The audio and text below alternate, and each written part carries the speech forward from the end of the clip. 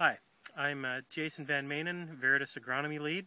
A month ago we were out in a field similar to this and we were looking at Western Bean Cutworm, basically looking at how to scout, at some of the initial egg laying.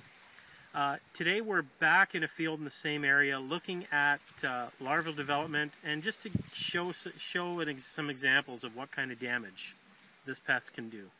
So what's happened since we've last been out here?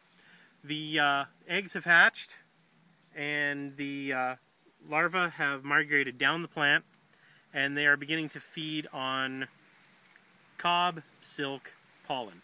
So at this point, since silking is done, they are mainly in the cob feeding. So what we have, if we want to come over here and we can show an example of what's happened.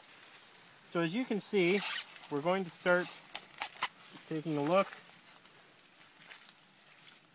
And as you can see, with feeding, you're seeing where they have been burrowing around the tip, working into the cob, working into the cob.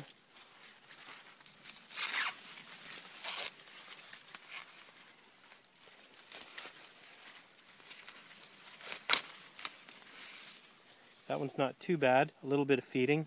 I have a really good example right over here of what they can do. As you can see here, there's been tip feeding as well as into the cob. So what they've done is they're grinding the corn, making holes, destroying kernels.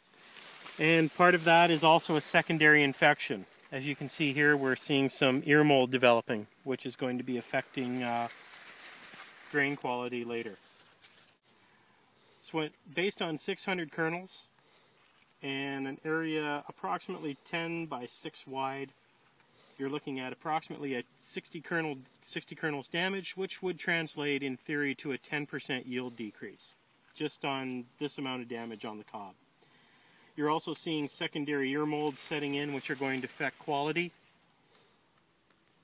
So as you can see, this pest, if not managed properly, can affect your bottom line come harvest time.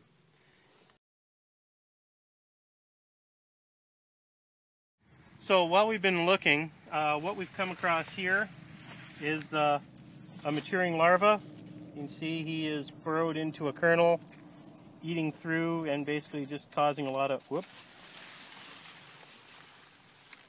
flaking and damage. As you can see, he's getting fairly large in size. You know, what we're expecting to see probably in the next few weeks, they're going to stop feeding.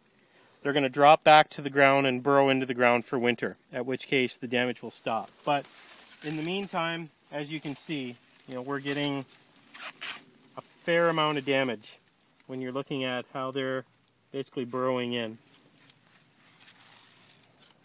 Okay.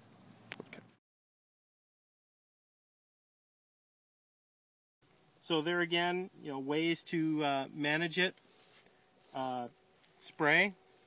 Chemical rotation early on during egg laying, as well as some of the genetics that we're seeing, be it SmartStack, Viptera, or Herculex genes to help control these. If you have any questions, give us a call and give your Veritas Agronomy team a call at the Chatham office. We'll be glad to help and answer any questions.